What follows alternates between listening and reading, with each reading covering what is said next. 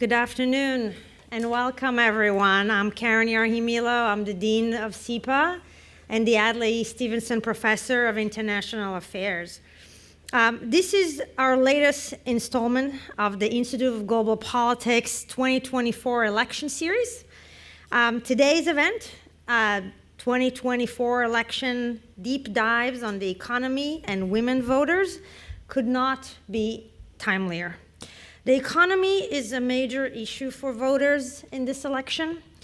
A September poll actually found that 81% of registered voters say that the economy is the top issue driving them to the polls in November. From the rising costs of food, housing, prescription drugs, Americans are increasingly concerned about the cost of living. In our panel today, we'll dive into these concerns and the candidates' economics policies to address them. We will also discuss the candidates' positions on other key economics issues, including the deficit, the expiration of the tax cuts, and the Jobs Act of 2017 and in 2025, infrastructure and trades and tariffs. Then we will turn to our second panel, on the women vote. So women voters are a majority of voters in most elections and will have significant say in who becomes the next US president. So our second panel today will analyze the role women have played in recent elections, including the 2022 midterm elections, following the overturning of Roe v. Wade, and discuss what issues are most important to women voters this election. Panelists will also consider the impact Vice President Harris's entry into the race has had for women voters. So there's really a lot for us to cover and discuss. The stakes for women and for all American voters in this election could not be higher. And so our first panel on the economy will include Richard Clarida, professor here at SEPA and IGP affiliate professor too, who served as Assistant Secretary of the Treasury for Economic Policy in the George W. Bush administration, and later as Vice Chair of the Fed, the Federal Reserve. Abby Joseph Cohen, Columbia Business School professors and former president of Goldman Sachs Global Markets Institute. Ben Harris is also with us today. He's the Vice President and Director of Economic Studies at Brookings, who also served as Assistant Secretary of the Treasury for Economic Policy during the Biden administration. We have Betsy Stevenson, a professor at University of Michigan and former chief economist in the Department of Labor in the Obama administration. And this will be moderated by journalist Lizzie O'Leary, host of Slate's What's Next TBD. The second panel focused on women's voters will feature Yasmin Erges, our own SEPA professor, director of our own specializations on gender and public policy, Reshma Saujani, founder of CEO of Girls Who Code and Moms First, and one of our IGP Carnegie Distinguished Fellows this year. Tresta Andam, a leading public opinion researchers, and the panel will be moderated by Natasha Perlman, Executive Director of Glamour magazine. Essie Cupp, who is the host of the political talk show Battleground and CNN contributor, was also expected to join us today, but unfortunately, due to an emergency, she is unable to be here. She sends her apologies, and we look forward to welcoming her to SEPA another time. I would like to now invite my friend, my colleague, Secretary Hillary Clinton to the podium. As we all know, served as First Lady, Senator from New York, the 67th Secretary of State, who was the first woman nominated for presidency by a major US political party. Secretary Clinton has been a champion of women's issues for over half a century. And in her powerful new book, which I highly recommend you all to read, Something Lost, Something Gained, she writes that issues like childcare and paid leave are not women's issues, but rather economic issues, and recalls how she convinced skeptical world leaders to empower more women and give them greater rights. I can think of no more fitting person to set the stage for today's set of panels. So please join me in welcoming Secretary Clinton to the stage. Thank you.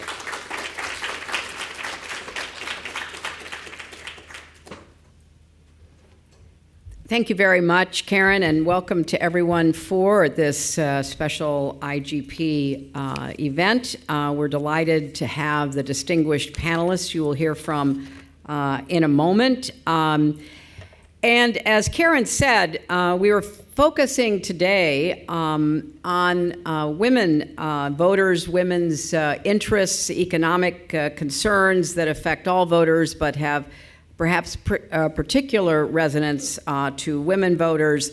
We know that women voters constitute a majority of voters in most elections, and we also know it's a diverse group, varying opinions and experiences across partisanship, race, ethnicity, age, and every other category. So this Across the Aisles series comes at a time where there's just 26 days until voters elect the next president of the United States, and the stakes couldn't be higher.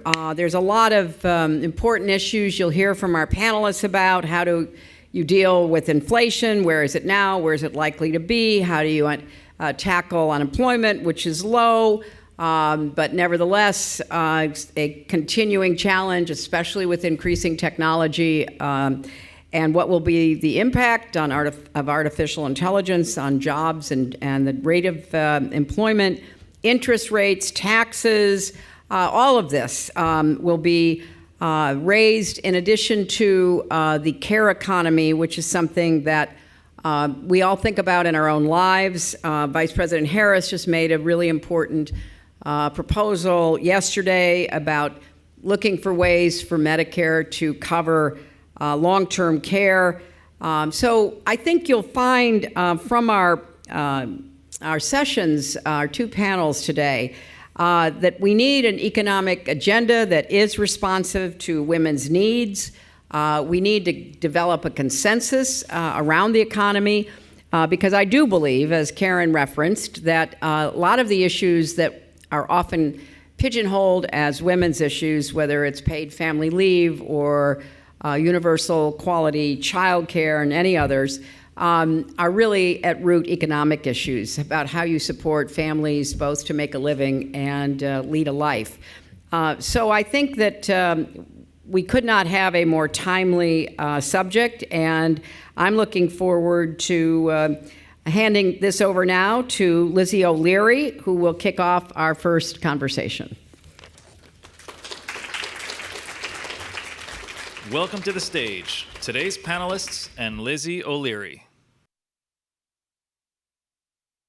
Secretary Clinton and to Dean Yahimilo for this opportunity. And before we came up here to talk about the economy in this very short amount of time before Election Day, I actually asked all of the panelists to come here with one economic indicator of their choosing that kind of speaks to where they think the economy is today. And you guys can throw them out, and then I have one that I was keeping in my back pocket, and we'll see where it goes. Betsy, I don't know if you want to go first.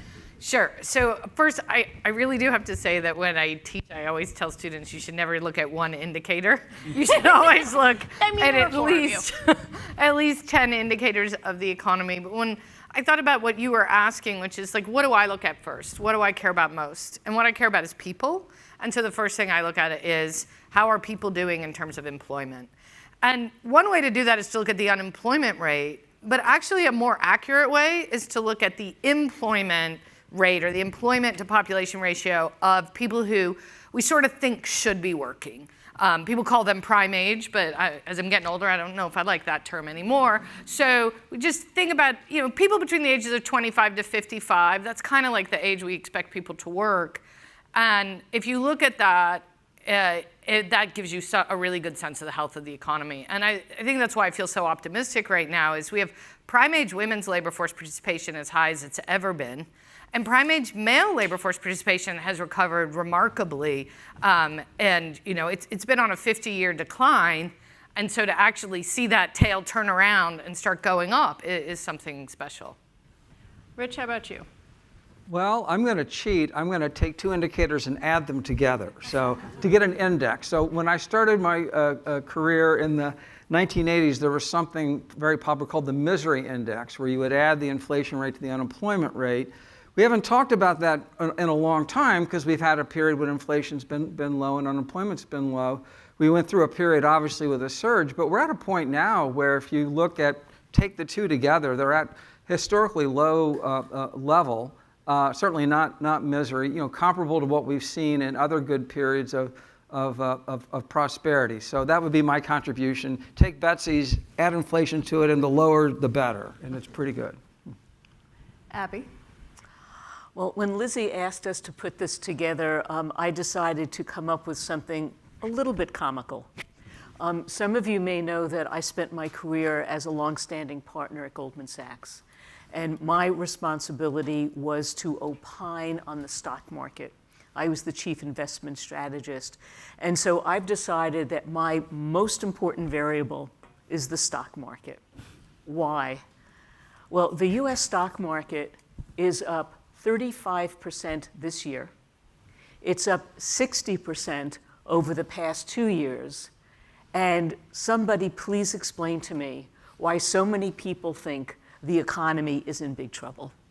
There is such a discordance between the reality on the ground, including, as some of the measures that Betsy mentioned and Rich mentioned, with regard to low unemployment, inflation having come down, corporate profits at record levels, the US dollar robust because everybody else around the world thinks that the US economy is doing extraordinarily well.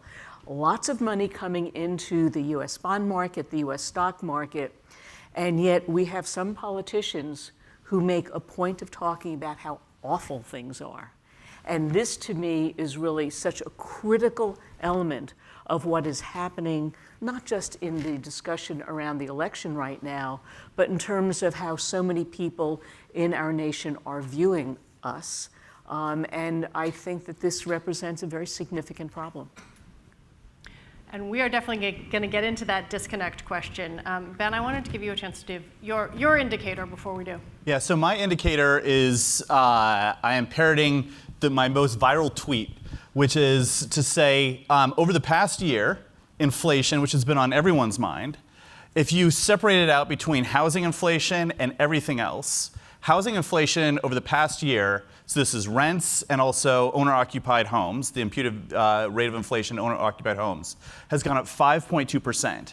Everything else, 1.1%. 1.1% inflation.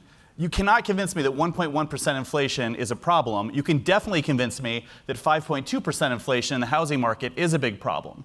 So why is this relevant? This is relevant to say that we've, I think, largely solved the inflation problem. I'm incredibly optimistic about inflation over the next 3 to 5 years, but we still have a massive housing problem. It is not acceptable to have year-over-year inflation in housing at 10%, at even 5%. It crowds out so many other spending priorities out of a household's budget. There isn't room for spending on education, medical emergencies, other things that are important.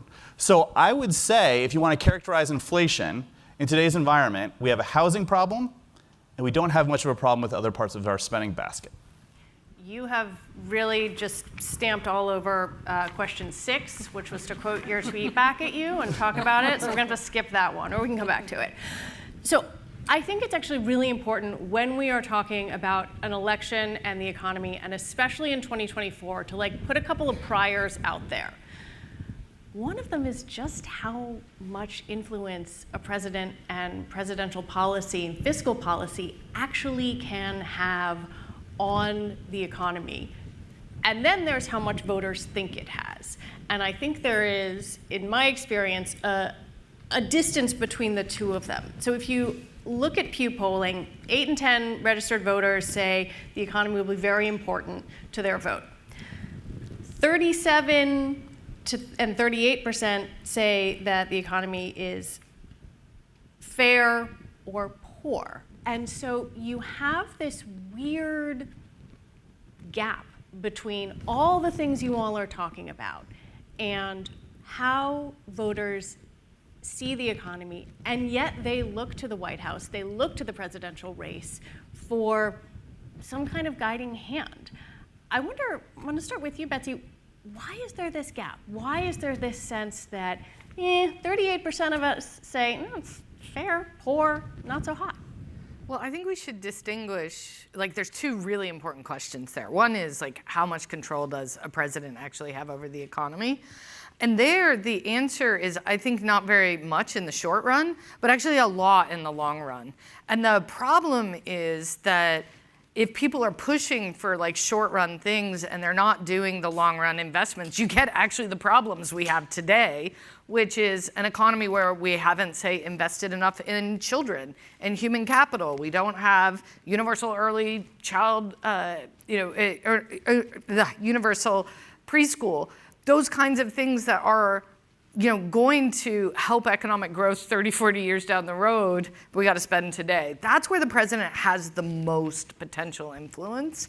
But what people think about is, what have you done for me this week? What have you done for me right now? And how much do my groceries cost? And how much do my groceries cost? And we have gone through a period prior to the pandemic with an unbelievably low food inflation. Food is, economists talk about whether the declining price of a calorie has been an important factor in rising obesity rates. So really, really low inflation in food, even disinflation. And then we came out of the pandemic, and not only did we have this surge in inflation, but that inflation also particularly hit food and gas, two things people see every single day when they're out there either filling their car or stopping at the grocery store. And people are really, really angry about it. But there's not a lot the White House can do about avian flu has caused the price of eggs to go up. That, and frankly, to the extent that there is a role for the president, did, the child tax credit cause families to spend more on food? I don't know, maybe, but do you really want to take the food out of the hands of children and say, the fact that you guys got to eat is why grocery prices went up? Like, it's what they're expecting from a president is not actually what they want. I don't think anybody out there is thinking our primary problem is we had too few children in poverty. As a result, they actually ate, and that pushed up grocery prices. That's not what people think. They just think, I'm unhappy, I don't get it, and I don't know why you're not doing more for me. And that has caused, I think, this like real disconnect between what they are seeing and feeling and experiencing, and it's this unusual increase in inflation, I think, was a period of turmoil that people aren't really over yet. Rich, you were on Team Transitory. Yeah. Day one. Do you feel that was a mistake? And do you think that there are structural things, like Ben is talking about, housing supply, that could shift the inflation picture? And are those things that could fall in a new administration's fiscal policy? Oh, certainly. Well, just getting back to that, look, and I've lived through and written a lot about it. Look, the pandemic was a once in a century shock that hit the global economy, it hit the supply side, it hit the demand side, and it took policymakers, including the Fed, a while to sort of grasp that they were in a different world. And I think where we are now shows that they've succeeded in getting inflation down close to target. But I can be brief because I agree with what Betsy said. I think that a lot of the challenge in economic policy is that the longer term paths, and we saw this in the Clinton administration, can be over decades, but in the real day-to-day of politics, it can be difficult to get those things done. So I think that's an ever-present reality. The other thing I'll say, we've had a reference both to the stock market and to house prices. And one thing that I think we all appreciate, but I think it's been amplified in recent years, is something like 2/3 of Americans live in owner-occupied housing. That means 1/3 don't. And so house price appreciation they don't get that gain, and it's actually more expensive. So that creates sort of a schism in parts of the economy. And then obviously not everyone owns stocks as well. So another challenge, I think, in navigating the economy is that macroeconomists like to add and aggregate things up. But for a lot of the things we're talking about today, there's some really important distributional issues, even when the economy's doing well. Abby, I'm going to come back to you in a second, but Ben, I want to ask you, where should we build that housing? How? Are you talking single family, multi-use, commercial conversion? Where do you see that as being the most effective? So can I answer a different question? That's a great question. Let me get back. Okay, so Okay. I live in the Beltway, so let me answer the question I want to answer rather than what I was asked. That's not how it works here. And I'll get back. So where should we build it? We should build it everywhere that people want to live. Kamala Harris has a really thoughtful plan to build more housing, and it involves a $40 billion innovation fund to incentivize localities to change their local zoning laws, so going with the carrot side rather than the stick. And then she also leans in on what's the low-income housing tax credit. It's a highly imperfect tax credit. It's one of the best tools we have for incentivizing developers to build affordable housing. But the question about why are people so angry is one of the most important questions in economics right now. We've done a lot of work at Brookings. If you look at the middle part of 2022, this is a time when the United States has been growing for 2 years, was nowhere near a recession, where foreclosure rates are on the floor, the unemployment rate is at a historic low. We're on the tailwind of a massive wealth expansion because of housing and because of the growth in the stock market. And the Michigan Consumer Sentiment Index is lower than it was in 2008 when people were losing their homes left and right, when everyone was losing their jobs and the stock market was crashing. Why? It is not enough just to say inflation, because that doesn't explain everything. At the same time, a few months later, Morning Consult did a survey and asked Americans, are we in a recession? We were nowhere near a recession, and we wouldn't be in a recession for at least 2 years. 2/3 of Americans said we were in a recession. So I agree that Rich is 100% right. There are distributional issues. We can't always look at the mean, but you're not entitled to your own facts around the macroeconomy. And the macroeconomy was humming at that time, and the majority of Americans said we were in a recession. And so this question around sentiment has not only implications for how people spend and the strength of the economy, it has huge implications for who we elect to be in the White House. It seems to have particular implications for the middle, because some of your own colleagues at Brookings, I'm thinking of David Wessel, have pointed out that the bottom part of the income distribution, people have done better over the past few years. Improvements in the minimum wage have been a big part of that. And I guess I wonder, Abby, I'm going to put this one to you. When you have stock market gains and you have improvements in the bottom slices of the income distribution, but still remaining stagnation in the middle, is that some fundamental problem with how people are rewarded under the US economic system? Is it, I look at the stock market and I'm not a part of that? Or is it, I don't know, something else? Like there is just this center that doesn't seem to budge, and that's where a lot of this anger comes from. Yeah. Lizzie, that's a very big question. Can you just fix everything? Yeah, I'll do my best. But I left my magic wand in my bag over there, so well, it'll take a moment. So let me try the best I can to answer this. I think that we have had, over the last 20 or 30 years, the absence of a lot of the magic dust that we had become accustomed to as a nation. Betsy laid out, for example, that we've not been investing properly in families. I will tell you, we have also not been investing properly in stuff or in research. So, for example, the Biden administration's program to invest in public infrastructure is a big catch-up, right? It's well needed, but it is 20 or 30 years too late to fix some of the issues. I think we'll get there, but we're coming from behind. We have been investing in basic science and research a fraction of what we used to as a percentage of GDP or a percentage of the federal budget.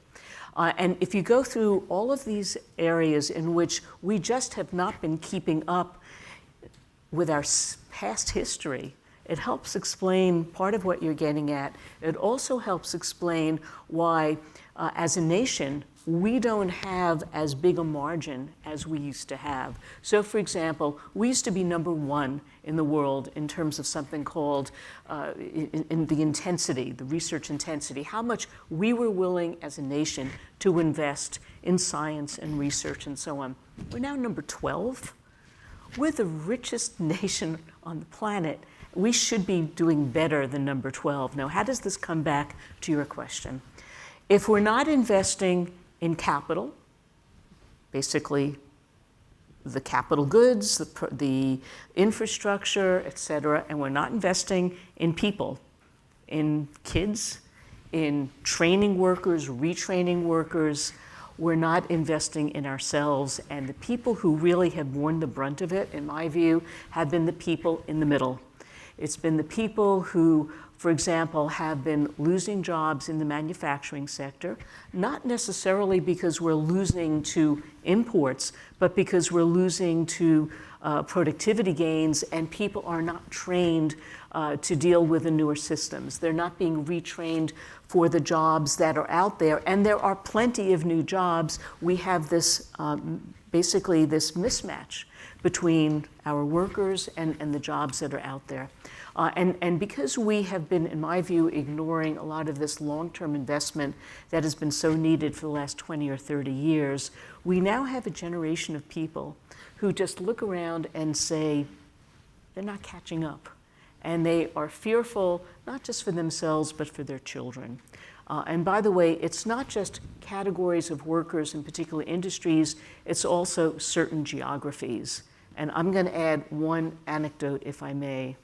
It really pains me to take a look at some of the disinformation during this election campaign, in which the argument from one side is that the current White House is not investing properly in red states or red counties, when in fact the infrastructure bill and a couple of the others, including the Science and Chips Act and so on, are actually skewed towards these parts of our country from a geographic standpoint that have been lagging behind. So we have not only the reality of a situation we need to fix, we're starting to fix it, but there's so much disinformation out there that the people who could potentially benefit are not seeing it. Do you all think that this also partially explains what I would say is a turn toward some degree of protectionism from both candidates? Certainly on the Trump side, you have tariff, tariff, tariff is kind of the answer to everything. But even from Harris, there is more talk about American manufacturing. And I kind of wonder, Rich, what happened to what seemed to be a macroeconomic consensus on free trade? Well, yes, I think not just in the U.S., but globally, that consensus has frayed. It was roughly a 30-year period of integration and globalization, and I think, just one basic point about basic economics is the focus on the aggregates. Trade and innovation, lifts the economy on average. But even going back to Ricardo and Paul Samuelson, it also creates winners and losers. And I think broadly the challenge, not just in the U.S. but globally, is that was not recognized either intellectually or in the policy space. And so after 20 or 30 years, I can say this as someone who grew up in a small rural town in downstate Illinois, and there are thousands of those across the country. And in those communities, it is a much different economy than it was. And so I think it's part of the fact that the incredible progress in globalization, lifted aggregate activity, but created some of these divergences we've been talking about. I want to talk a little bit about the fiscal plans that the two candidates have put out, with the caveat that Congress exists and that campaign promises are campaign promises. But on the Trump side, and Ben, I'm going to let you tee off on this, really this would be about extending the 2017 tax cuts and even lowering the corporate rate further. What would that do to the economy? So I only get to characterize the Trump plan? I'm going to let Betsy do some of the Harris fair enough. stuff. Okay, so more broadly, I will say I was fairly skeptical 5 years ago about the connection between campaign plans that was actually legislated For Biden 2020, I was a senior economic advisor. I spent 6 years as Joe Biden's chief economist. And we're putting together these plans, and my sense was, okay, some of these things we'll be able to do. We're not going to have the Senate. I guess Democrats are not going to have the Senate. But we got both seats in Georgia, and we're in a position where we could actually legislate things. And Joe Biden, as president, to his credit, wanted to legislate every single thing that he said he was going to do on the campaign trail. So my faith in the connection between campaign promises and legislation has been strengthened. Also, I mean, Donald Trump said a lot of things in 2016, and he tried to legislate them. He said he was going to have this massive corporate tax cut, and he did. He said he was going to start a trade war, and he did. So I think the connection between campaigns and what they say they're going to do is probably strong. I have no doubt that Secretary Clinton would have done the exact same thing. So characterizing the Trump campaign plan, and I work at Brookings, we're nonpartisan, so I want to be fair. Rich mentioned trade-offs. So the effective fiscal plan for the Trump campaign is to extend the Tax Cuts and Jobs Act, which costs about $5 trillion over 10 years, to implement sweeping tariffs at a discontinuity that we have not seen, the implementation of tariffs at a level we've not seen in decades, and then offering a series of targeted tax cuts. So not taxing Social Security benefits, not taxing workers with tips, not taxing overtime. You just saw analysis come out the other day, the Nonpartisan Center for Responsible Federal Budget, that says this would cost about $7.5 trillion over 10 years. So if you hear that the tariffs are going to pay for these other priorities, that's not quite right.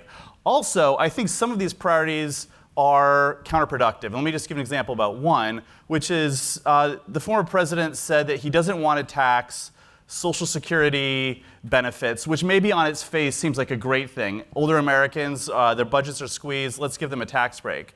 So the tax break on average amounts to about $560 per year. But what does that do to Social Security and Medicare finances? It absolutely They're already in rough shape. They're already in rough shape. So Medicare, which is projected to go bankrupt, the trust fund in 2036, under President Trump's plan, would go bankrupt in 2030. 6 years earlier, it triples the long-term gap between expected and necessary payments for Medicare. The consequences for Social Security, not quite as severe. They bump up the exhaustion date by 1 year. But this is entirely counterproductive. So a policy which is designed to help older Americans actually undermines the long-term solvency of these two really important programs. But fundamentally, the Trump fiscal plan is extend tax cuts, offer other targeted tax benefits, and pay for about 25% of them with tariff revenue. I am the parent of someone who is in preschool, and I am the daughter of some people in their 80s, someone in their 70s, and so I am the target audience, Betsy, for what Vice President Harris talked about yesterday, really this reshaping of the care economy. And I would like to ask you, when you see a tax plan that would allow Medicare to pay for some of this home care, that would give $6,000 child tax credit for an infant, what does that look like to you as an economist? And what does that look like to you as a parent who I know has thought a lot about this particular slice of voters? So, I mean, this is where people are living their real lives, right? They are getting up every day and thinking about, how do I look after my kids? How do I look after my older parents? How do I make plans for myself? What's going to happen to me as I age? And I think addressing these key concerns are really important for families. There is a distinction between the plans for kids and families and the plans for older Americans. So for kids, I think it's important to know that the federal government spends something like $10 on older Americans for every $1 they spend on children. And yet, the money we spend on children actually leads to higher earnings as those kids age, and so they actually pay the money back in terms of being able to pay higher taxes as grown-ups. So when we spend money on kids, it's an investment. And that's not that I don't like spending money on older people, but it's not an investment. Spending on the kids is an investment. It's investing in people. And what Vice President Harris has realized is that families need the most support the year that a kid comes into the household. And so getting money into families' hands with this $6,000 tax credit when kids are first come into the home, and then expanding that child tax credit to make sure that families can feed their kids and they can deal with the extra costs that are associated with having a young kid. And there are extra costs associated with having a young kid. You know, they eventually actually start to be able to help you, but they're, you know, before the age of 5, they're not really there. So we kind of need to be able to manage that time. And, you know, you put together, there are many different forms of investing. Parents having enough time to spend with their kids. So that's about like time off, being able to go to the parent-teacher conferences, being able to bond with a new baby when they come home through paid leave, being, you know, able to make sure that the kids get the doctor's appointments and the nutrition that they need, and that they get that early childhood learning. You know, the problem is we have school starts at kindergarten because a long time ago somebody thought kids just sit in the dirt and do nothing. And it's only when they hit 5 or 6 and they can learn to read that their brains start moving. It's actually the opposite. You're forming the most synapses in the first 5 years, and it slows down right when we start school. So we need to actually get to them earlier and really support them. At the same time, like the home care stuff's really important. We have an aging population, and we need to figure out what we're going to do to make sure that people get the support they need as they age, and that we don't have people dropping out of the labor force in their early 50s because they're looking after their aging parents. And one of the things we absolutely see is people being pushed out of the labor force. And you think Medicare should pay for this? Absolutely, right? We need to make sure that people get the care that they need and that it doesn't require somebody who's actually at the peak of their earnings career having to step out of the labor force. And one of the things about care for an aged parent is you think care for a kid is hard, at least it's pretty predictable. For an aged parent, it's wildly unpredictable. They could fall at any moment. They could have a health emergency at any moment, and you gotta drop everything. And a lot of employers aren't ready for that. So we need to be able to figure out how to make sure people can manage that. And I think that's a big, you know, part of the care economy, is figuring out that our working lives and our family lives, they're really interconnected. And so if we want to make our economy hum, we got to make sure that our families are humming.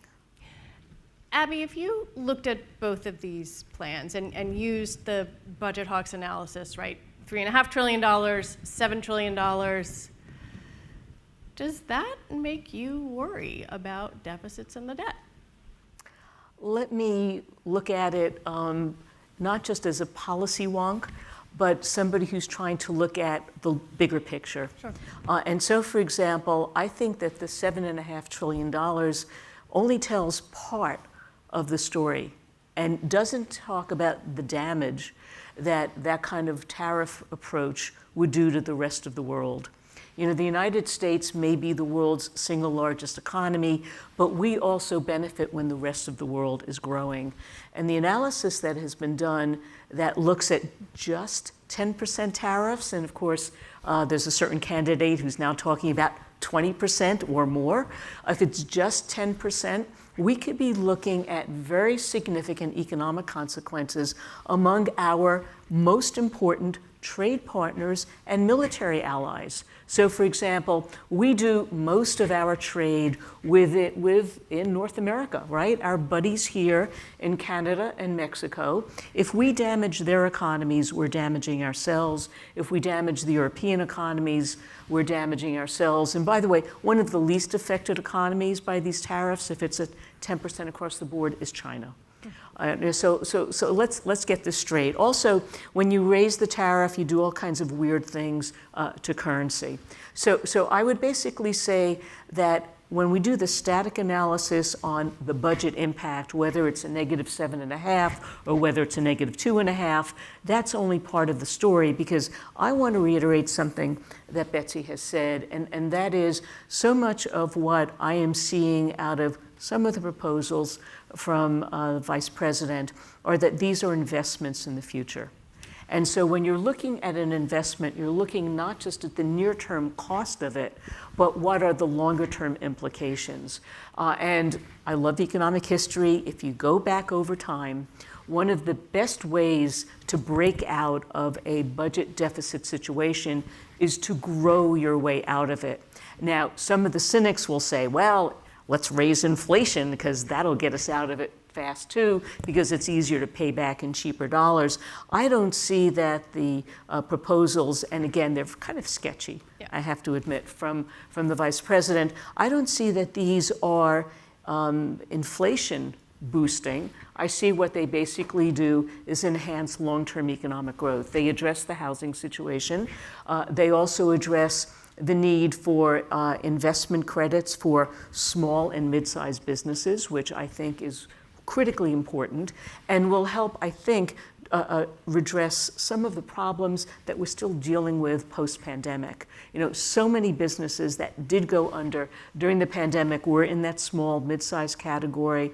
And while there has been an awful lot of new business creation, I think we need to further enhance that. So I really don't like these kind of static budget analyses, whether it's being done by, you know, thoughtful, well-meaning people, including those at Brookings and the other organizations that you mentioned. By the way, I'm a Brookings trustee, so I have a vested interest here. But there's not the dynamic analysis. Even the Congressional Budget Office does a terrible job on dynamic analysis. They don't even try. And by dynamic analysis, I mean, what are the intermediate and long-term consequences?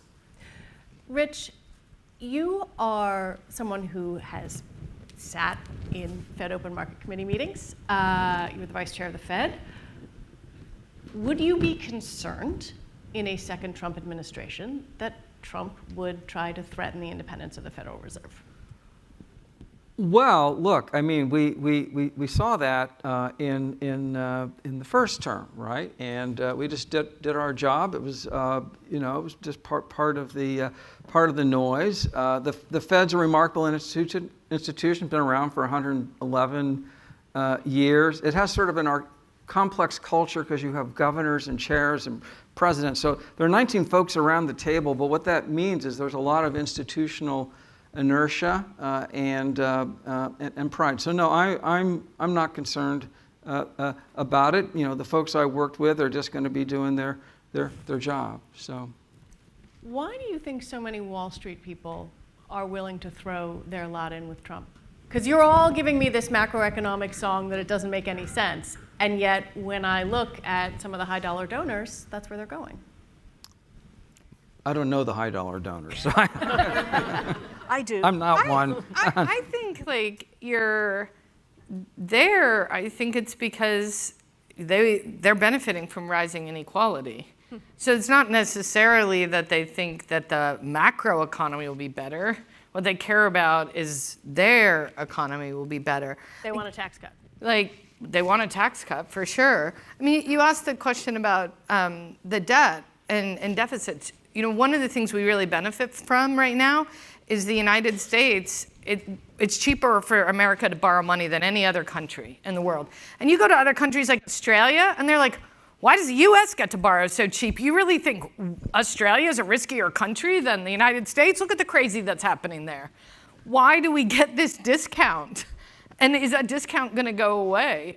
That's when I worry about the debt. It's not the level of debt I worry about. I worry about us showing that we are a stable nation that deserves these low rates. And I don't see I don't think that that's something that like the Elon Musks of the world who are out there saying like the US is going to go bankrupt care about. Because if they cared about that, they would not endorse things like we should just default on our debt. Abby, I saw you waving your hand.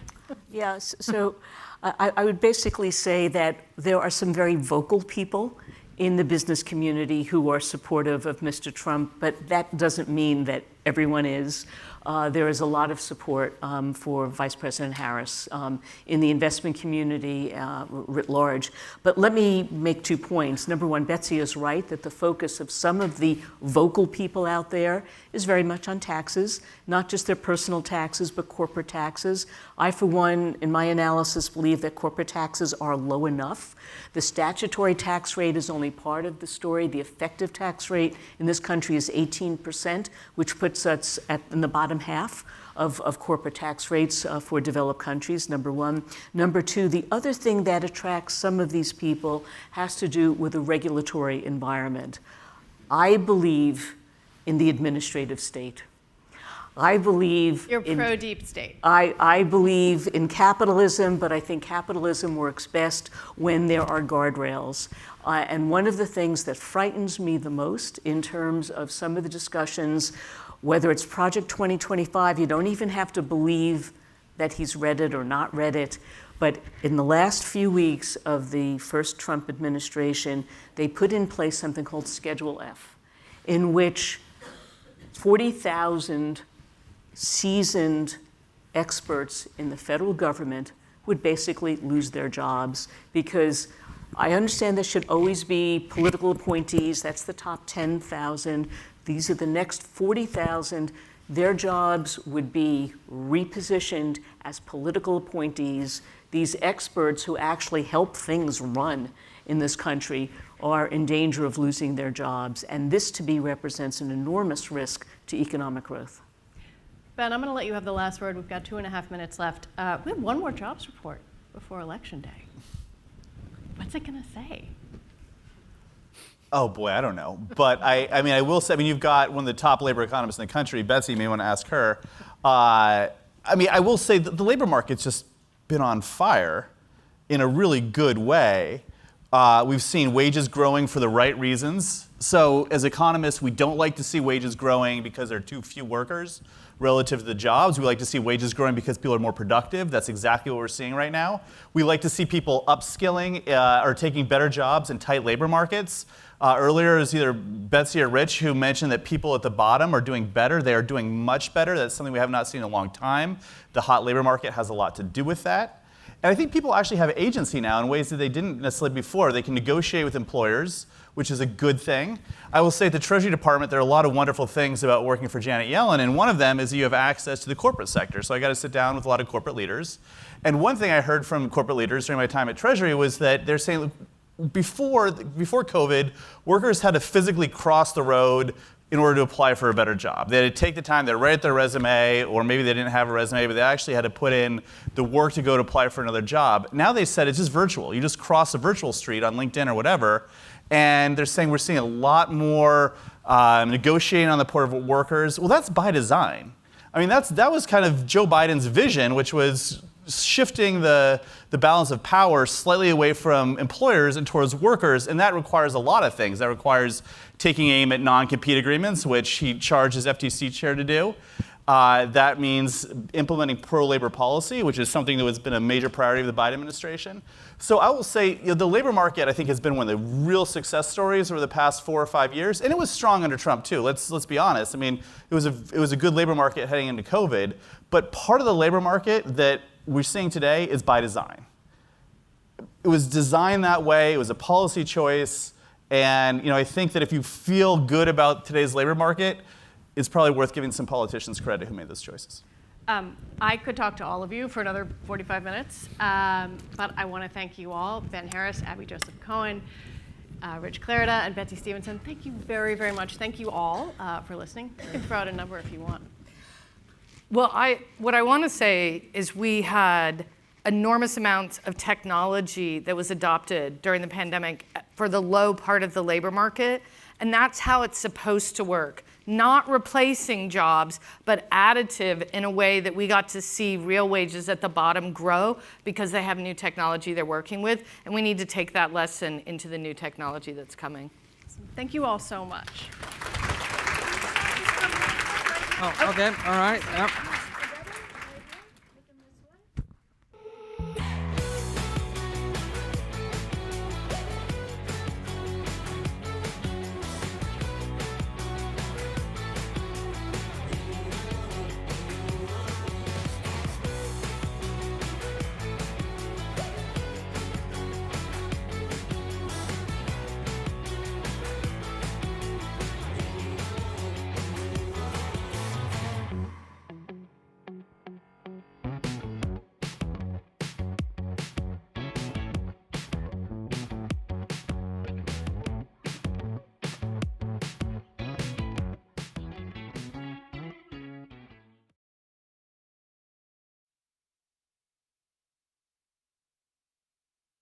Welcome to the stage, the second panel, and the moderator, Natasha Perlman.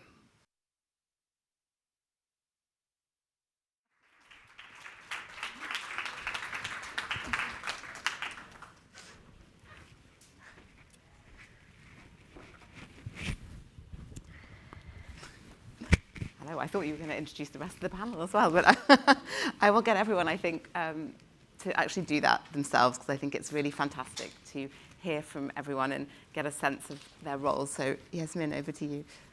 Thank you. Thank you, Natasha. And I'm so delighted to be here today. I'm Yasmin Ergas. I direct the Gender and Public Policy specialization here at SIPA. I'm closely linked to IGP and a member of the advisory board. And I think this is one of the most interesting and important issues that we have to discuss at the moment. Hi, everybody. I'm Rashmi Sajani. I am. Spent the past 13 years of my life building an organization called Girls Who Code, which I founded and led. And now I started another movement called Moms First to really lead the fight for America's mothers and push for affordable childcare and paid leave. Hi everyone, good to be here. My name is Tressa Undum and I'm a pollster, and I've been studying public opinion for about 25 years, and a lot on issues facing the country. I've done a lot of work around gender issues, around abortion, reproductive issues, and in the last few elections also around voting behavior and kind of what drives different segments of the population to vote. And I think this is why we really are here today, and I'm so incredibly excited to talk about this issue. And we were really getting into it in the green room. We already had the conversation. Yeah, we're done. We prepped, but I think it's, for me, and one of the big questions I wanted to dive into is, why do women voters matter so much when it comes to elections? And Rashmi, I'm going to throw to you a little bit first, because I thought you had a very interesting take on this. Well, I mean, it's interesting. We were talking in the green room that this election very much feels like it's boys against girls. There's been so many kind of articles kind of written about it, both tactically from a communications perspective. You see Kamala Harris go on Call Her Daddy. You see, Trump go on Logan or on, All In. And they're really kind of speaking in many ways to different voters.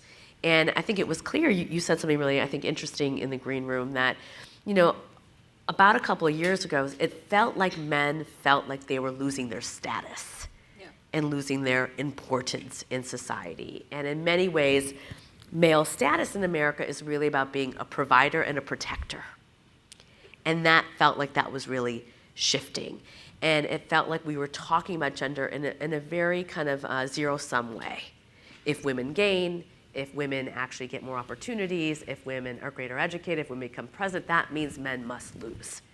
And that's the narrative in many ways that I think we sold men. And so I think from a strategic perspective, I think the candidates really feel like this is how they're going to speak to this cultural moment, unfortunately, that we're in, and figuring out how they target and really get voters. But in many ways, Kamala Harris is not running to be the first female president. And I'd love for you to kind of speak to a little bit about what we're talking and why that's interesting. I thought that what was interesting about that is that although she doesn't make a big point about her identity or her identities in her campaign, nonetheless, the issues are there. So the issue of childcare, the issue of reproductive rights, she's acting as if it's all already normalized. And that's interesting, and it's great, except for the fact that we're not sure it's exactly accurate. And one of the reasons why I'm not so sure it's exactly accurate is precisely what you were saying, which is that there's so much about this election that does feel as if it's actually about masculinity. Yeah. And about the crisis of men and a politics of resentment that can be fed. And so, so I hope that the strategy works, but it's difficult. I wanted to actually, Tressa, for you, because you're a pollster and you do so much, and obviously we know that there are more women who show up to vote in every election, and really what they vote for and who they vote for really matters. So I'm interested, particularly this year for you, why you see it why women are so important. Yeah.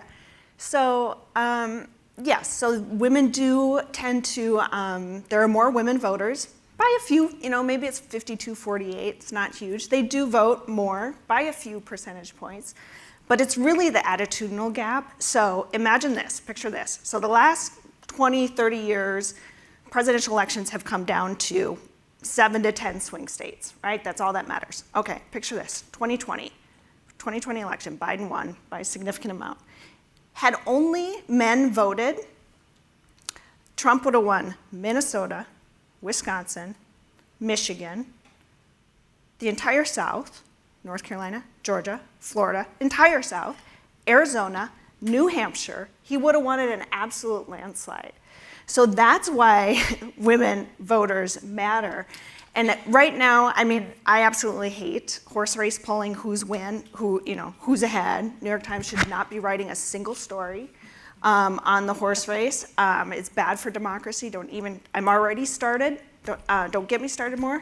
But I will say that if you look at the horse race polling right now, Trump is winning men by 9 points.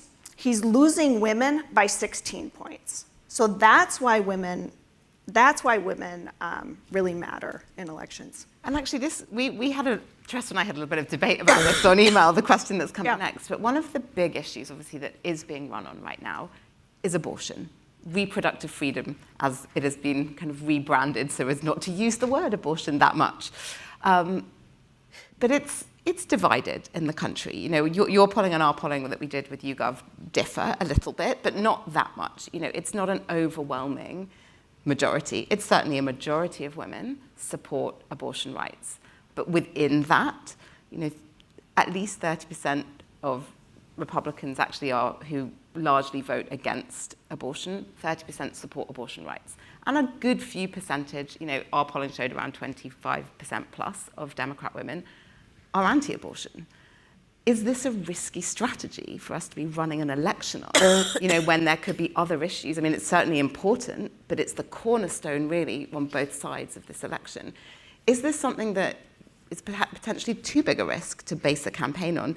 I'm interested from your perspective, Yasmin. I think there is no choice in a very peculiar way. I think there are lots of other issues, and they are there.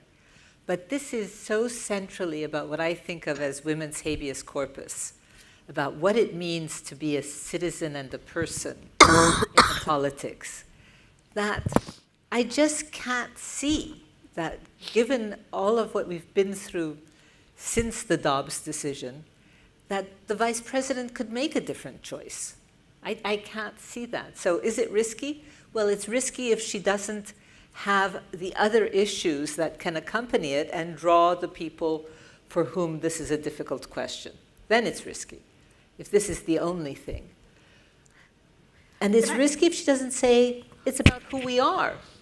But she does say that. So, yeah. Tressa, you were itching to jump in. Yeah, because I'm going to challenge a little bit. Because I wonder, imagine this. Let's just say her top, first of all, every poll I've ever seen in the past year, private, whether candidate, inside, campaign, every poll for Democrats, abortion is number one. Now let's say that issue was the economy. The economy was number one for Democrats. Would you have asked that question? Oh, is it risky for her to just talk about the economy? Actually, I would. Okay. And I will get to that in a bit. Okay. So here's the deal. All of us who kind of think about this stuff all the time, we read the New York Times, we read all the news all the time, we know she's talking about abortion a lot. But voters need to be reminded, they need to hear that. They're not thinking about that a lot. So if that's their top issue, they definitely need to be, does she have to talk about other issues? Absolutely, no question. But should she, I can just see the post-election narrative, let's say Harris loses, abortion, she lost on abortion. Abortion didn't win. She spent too much time. No, if you ask me, it's probably not enough time on it. Yeah. Go ahead. No, I think that's absolutely right. I think the way that, though, we have to be talking about abortion is that it supersedes all other rights. It is a basic human right. It's not a policy.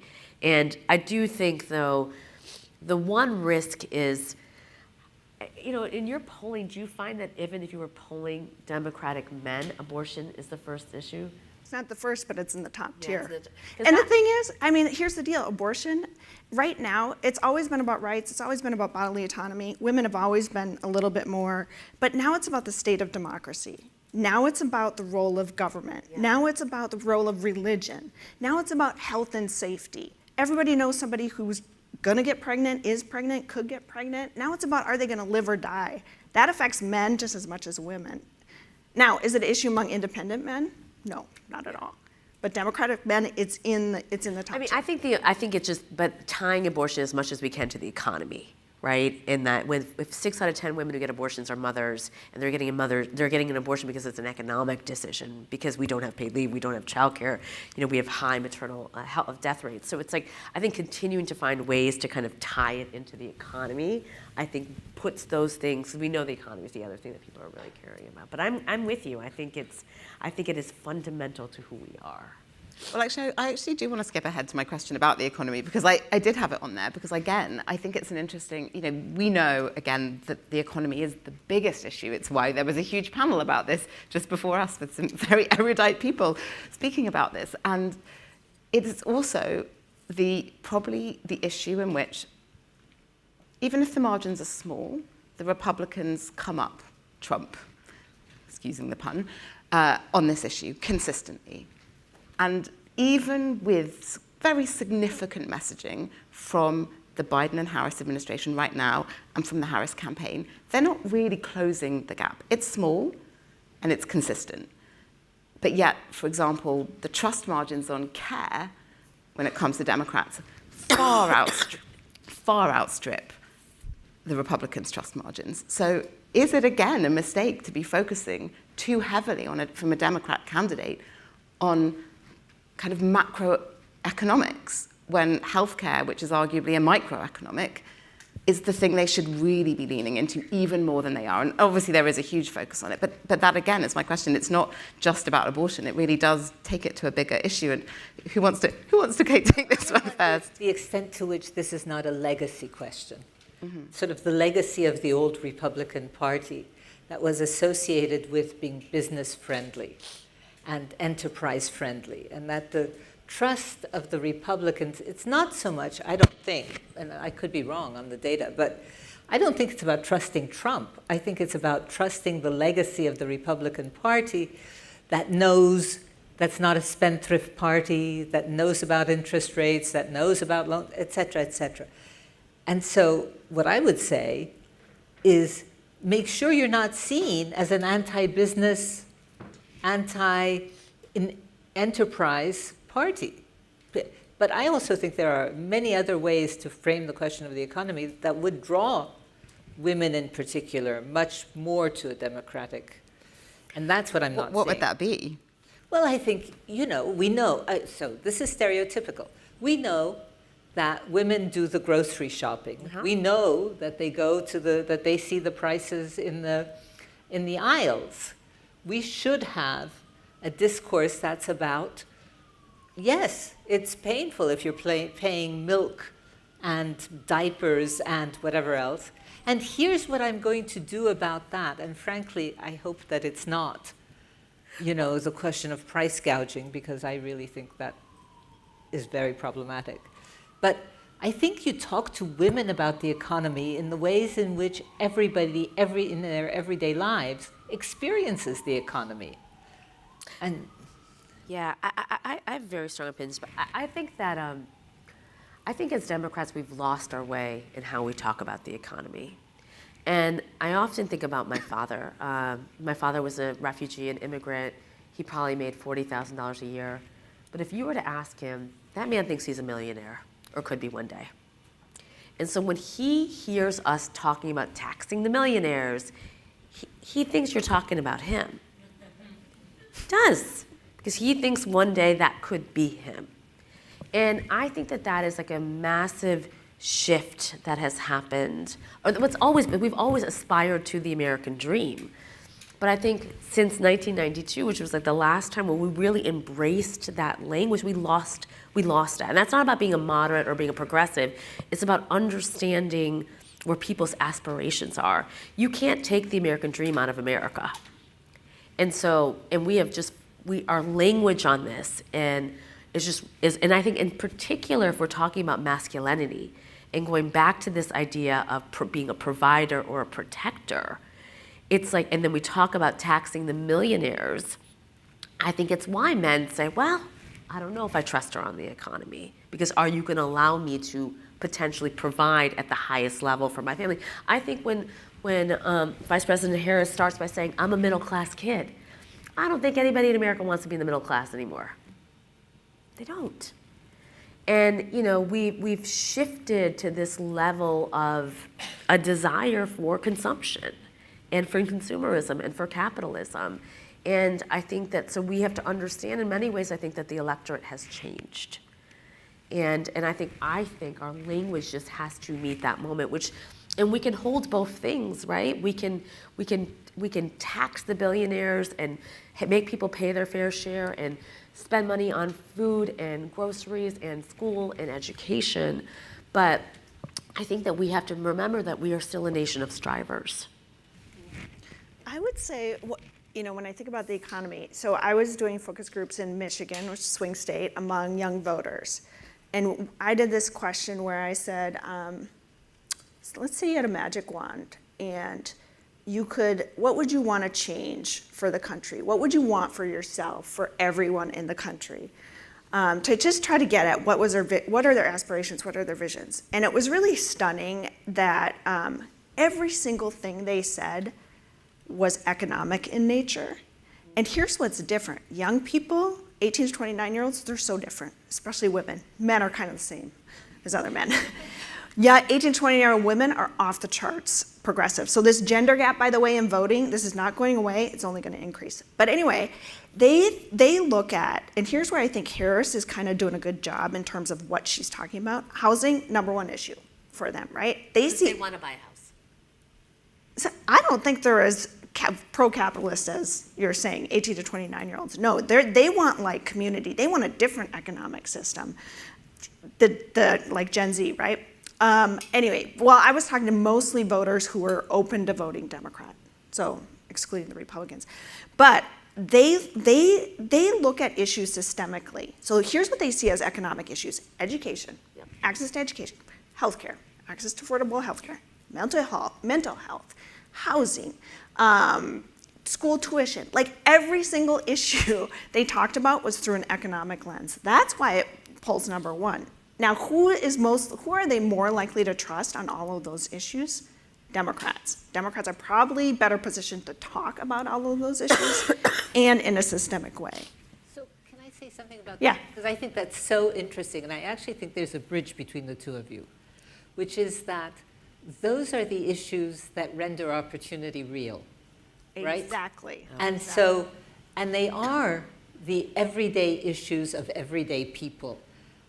See, I think that when Vice President Harris says, I grew up in a middle-class family, which to me is strange because, I mean, I come from Italy. People would say I grew up in a working-class family. Right.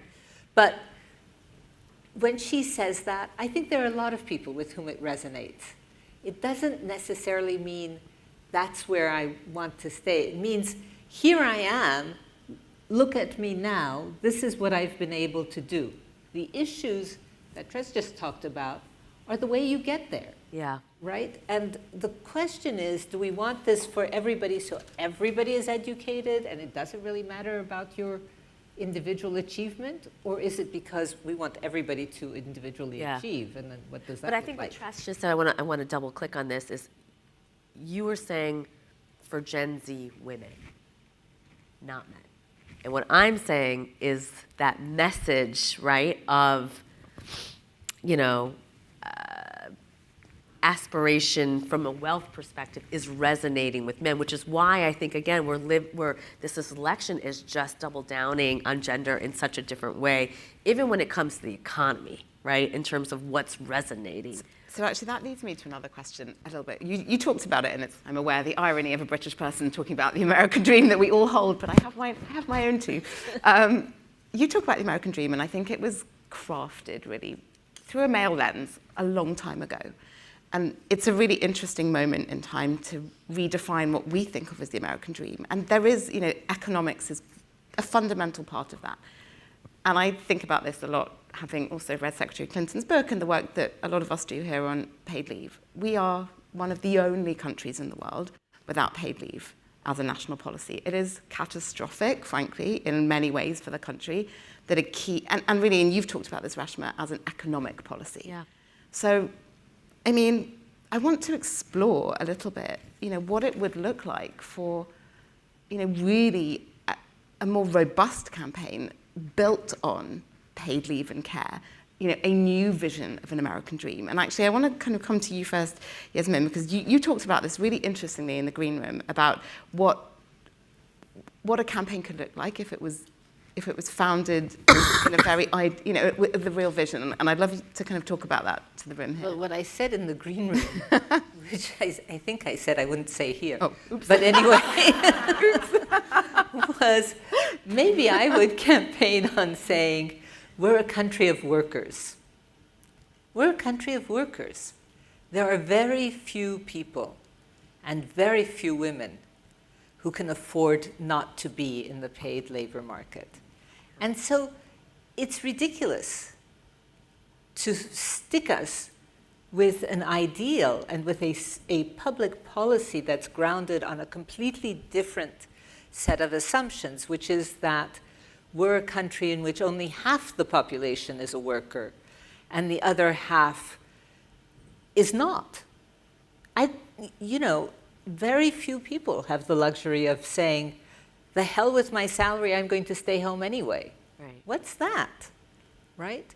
But also, because of assumptions like that, when women work, they all too often work in conditions that will not render them eligible for any kind of leave, let alone for paid leave. Look at the increase in the use of third parties that lease out labor, which reduces your hours and diminishes your eligibility, and so on and so forth. So we've got to reframe this. We're just not the country of the 1950s. And I think we're so close. I mean, this has been a really powerful election for care. We work at Moms First on paid leave and childcare, and I kept hearing from elected officials. I was like, okay, so why don't we pass childcare? We know that women need childcare in order to work. We know we're in tight labor markets. We know that 40% of parents are in debt because of the cost of childcare. We know that cost of childcare is rising faster than inflation. And so when you talk about inflation, you talk about pocketbooks, you talk about childcare. And elected official over elected official will just say, listen, Rashma, it's just number 13 on the list. It's not 1, 2, or 3. And so we set out like 6 months ago to say, how do we actually make childcare in an election where we're talking about economy, an issue that the presidential candidates are talking about? And so, we started with the CNN debate. We, harassed the hell out of CNN, had a bunch of advocates that were working, there as moms, had 15,000 moms sign a petition, and the question gets asked at the debate. Instead, both the candidates, including Biden, talk about their golf game instead of talking about childcare. Great. We try again. I get this opportunity because of the grace of God to ask Donald Trump a question at the Economic Club of New York. And the way that it is, 2 Democrats and 2 Republicans ask a question. Of course, the moms at the Economic Club of New York were like, Rashma, would you like to ask a question? I'm like, of course I would. I'd like to ask about childcare. They're like, we were hoping you would say that. And I asked him about childcare. And, he was not prepared to be asked about childcare in a room where he's being asked about AI and China and trade, and he botches the answer, and that's being generous. And what happens then is... Is that the one where it kind of went viral? Yes. Because it was just like a word salad? Oh, wow, you asked that question. I asked that question. I always like say, it's me, I'm the lady, it's me. Can't sing, that's Taylor Swift. but what was so remarkable was that then everybody is debating childcare and what should it be, and it gets on every late night show. And then when the VP debate comes, they get asked the question, and they spend 8 minutes talking about it. And so it just shows that we're at a different place on issues. And I would argue, I think it's the same thing on paid leave. We are at a different place, I think, for an opportunity for this really, really to happen and get done kind of once and for all. And I think that that's really remarkable. And I think what we now have to do is really push whoever wins, to make it happen in the first term, and to have the best possible policy that you possibly can have that would affect and benefit everybody. But we're so close. I mean, Trasta, I'm interested from the polling perspective, because you mentioned I'd love to tell the room just quite how popular paid leave is, because it's still quite shocking to me that this is really a chance, much like Obamacare was, to reshape. And I know that we have Secretary Clinton here who reshaped it with FMLA. This is the chance to do what you had always set out to do, and make it really change the whole of society for generations. And please tell everyone here the polling, because it's quite frankly astounding. Yeah, I mean, yes, everybody supports it. I mean, it's just wildly popular. We've done some work for some advocates like Moms First. This was a couple years ago, maybe toward the beginning of Biden's administration, when advocates were like, oh my gosh, we can pass paid leave, right? We even had Republican donors, let's do some polling, whatever. What we found is that Republican members of Congress were most worried about, they knew it was popular, they know it's popular, even among their voters, right? But they're worried about backlash from corporate America, who's gonna pay for it, right? And then they were really worried about just philosophically who pays. Like they want, this personal responsibility. They want people to pay into it. They don't want, sort of this nanny state, like those old arguments. And that was kind of what we found was the reason that it didn't, could be wrong, but that's kind of what we found. But can I ask you a question? And we talked about this. We were talking about what J.D. Vance was really saying when he was talking about cat ladies. Right, because it's easy to hear that. Go, please say what you said. I missed this part. We're really putting you on the spot for all the things. No. But I thought, please. It's a good thing I have a little bit of a memory lapse, and I can remember what I said in the green room. But I said that one of the things that he's saying is that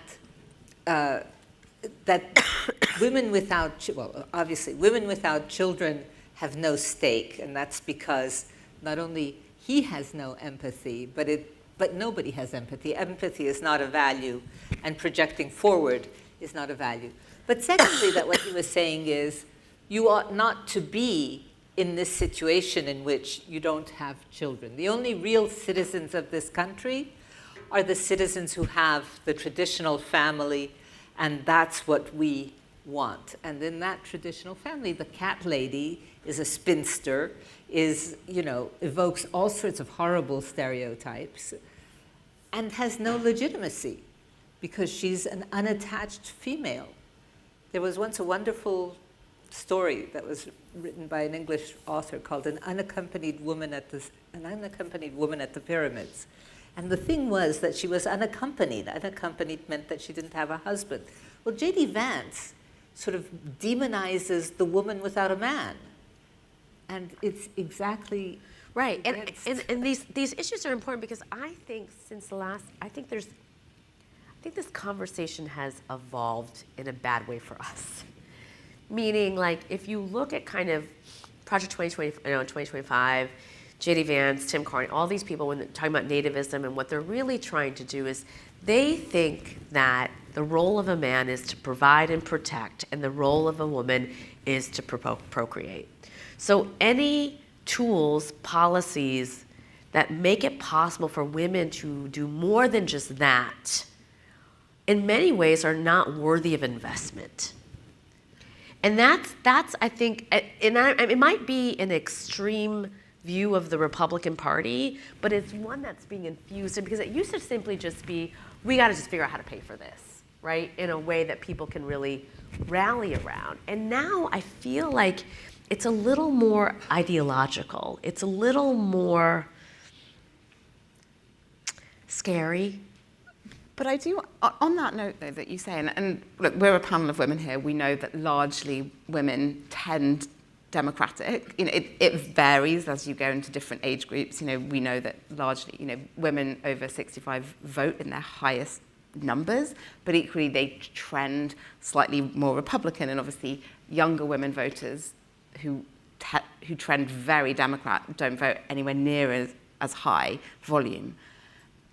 We're saying all of this. We know largely women go Democrat.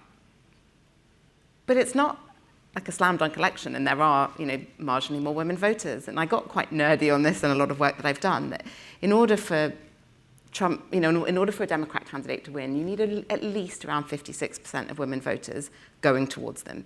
You know, in the year that Trump won, it was 53% of women who voted. And the polls they're not overwhelmingly showing that women are in huge numbers backing Harris yet. And I'm interested in, we've talked a lot about Harris, but we haven't really talked about what's still attracting women and voters in general to Trump. And I'm curious, I think, Tressa, from your perspective, because you're so deep in the polling, we really need to examine that side of things. Yeah, that's a great point. So what's drawing women voters to Trump? It's really the same thing that's drawing men voters to Trump. So two things. One is the economy, their own cost of living, right? They feel like people are just struggling. They're struggling to make ends meet, to just purely survive, and things are harder. They're more expensive than they were 4 years ago. So that's one thing. But the bigger thing drawing people to Trump is, we did this post-election, 2020 election survey, really comprehensive survey. I asked about 50 different election issues: economy, you know, abortion, paid leave, et cetera, et cetera. Then I asked about all these ideological issues related to race, related to gender, socialism, authoritarianism, et cetera, and looked at what was the top predictor of voting for Biden. Guess what? Out of those 50 different issues, not one was predictive of who they voted for. It was, Trump cares about people like me. It was people who voted for Biden. It was Trump's lies. He lies all the time. And then it was all beliefs related to race and then related to gender. Yeah. Yeah. So the biggest dynamics right now in American politics really is not issues. It is racial ideology, and it is gender ideology, masculine. It's race first, racial ideology, and then it's gender, masculinity, and all of that. I mean, You go ahead. yeah, I mean, the thing is that sometimes he says things and people laugh and they're like, oh my God, I can't, I mean, like when he made the comment about race at the Black Journalist, he was speaking to a population of Black Americans who were going to be swayed by the fact that she might be South Asian. Like, he knows what he's doing. So lately he's been saying this, you know, he's been saying, I will protect you. Vance said it in the VP debate, right? When he was talking about his friend who didn't trust the government. There's this language about trust and protection. And that is, you know, MAGA speak for something. And we, you know, that is actually that. I mean, because remember, there are women who benefit from the patriarchy and feel like it can be only men that protect them. So what I wanted to say actually is, yes, I think that's true. There are women who benefit from the patriarchy. There's also a sense when we talk about paid leave, when we talk about childcare, and all of that.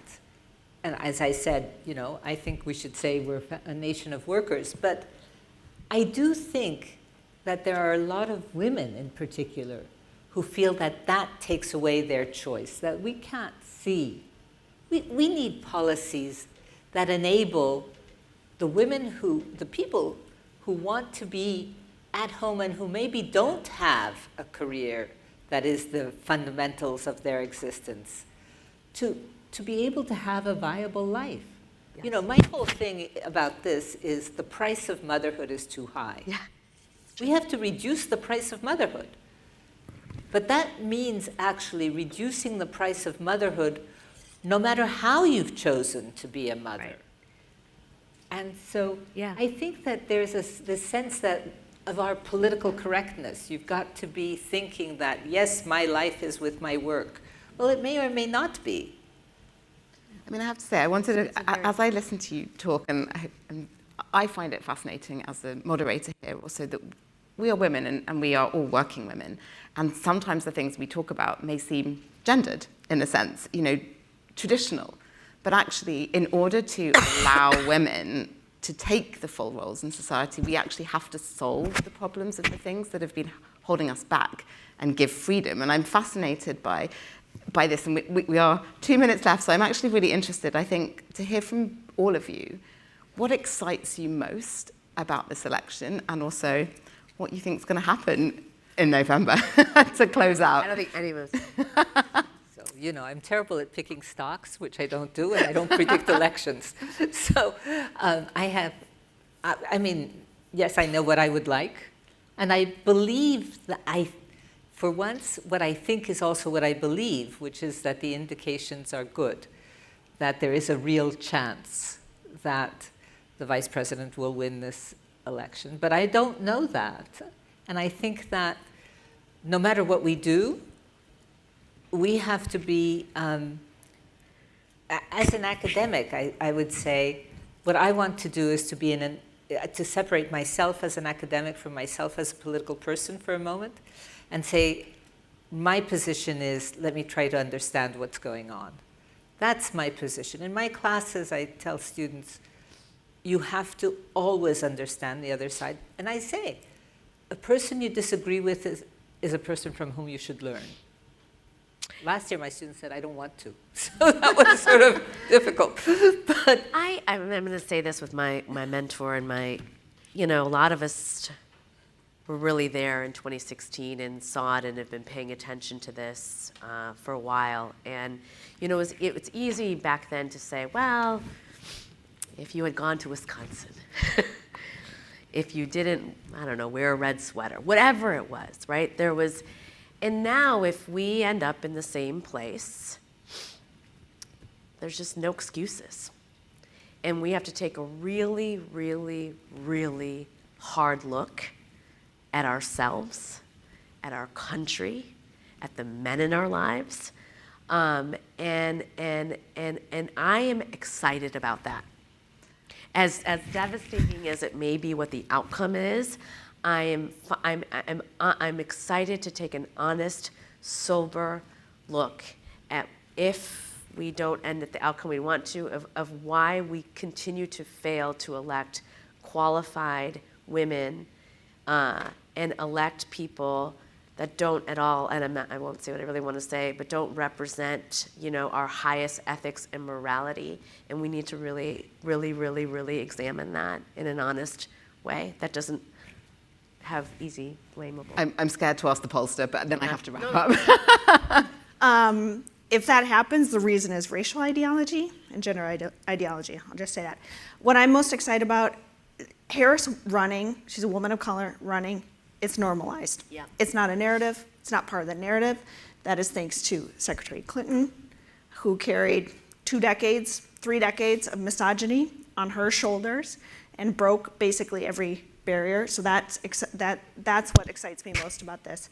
And who's going to win? Literally every poll I've ever seen, it's 50-50. And that it's even Trump could win by landslide. Harris could win by landslide. Yeah. Yeah. It could be, and we will not know unless something catastrophic happens in October, which it could. But I think she's going to win. Well, thank you so much to all the panelists today. It's incredible. Oh.